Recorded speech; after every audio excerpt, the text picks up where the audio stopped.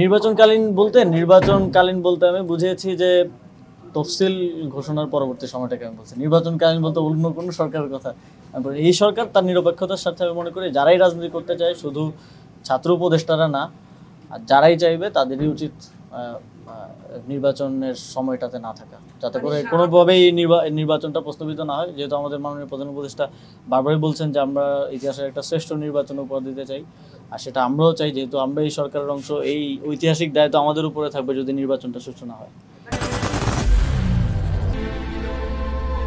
I am Ox. সেক্ষেত্রে আপনার বক্তব্যের পরে কোনো কি সরকারের মধ্যে, অর্থাৎ আপনারা যদি চলে যান তাহলে শূন্যস্থান তো হবে, সেগুলো পূরণ করতে হবে।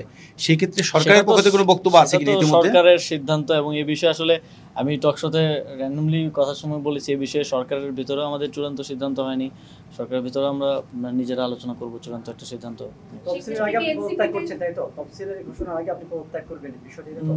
হ্যাঁ, মোটামুটি এটা বলা যায়। এখন চূড়ান্ত সিদ্ধান্তটা অবশ্যই সরকারের উচ্চ পর্যায়ে থেকে আলোচনা করা হবে।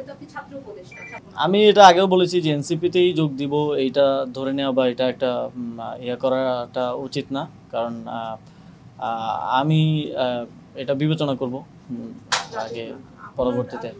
উপদেষ্টা না শুধু, আমি মনে করি যে রাষ্ট্রীয় যে কোনো দায়িত্বে যদি এমন কেউ থাকেন যারা আগে রাজনীতি করেছেন বা সামনেও রাজনীতি করার পরিকল্পনা আছে কিংবা নির্বাচন করার পরিকল্পনা আছে, তাদের কারো এই সরকারে থাকা উচিত।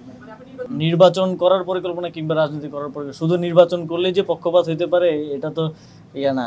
কেউ যদি রাজনীতিও করে সরকারের থেকে, তাহলে সেও তো নির্বাচনকে প্রভাবিত করতে পারে। সে নিজে নির্বাচন না করেও তো নির্বাচনকে প্রভাবিত করা যায়।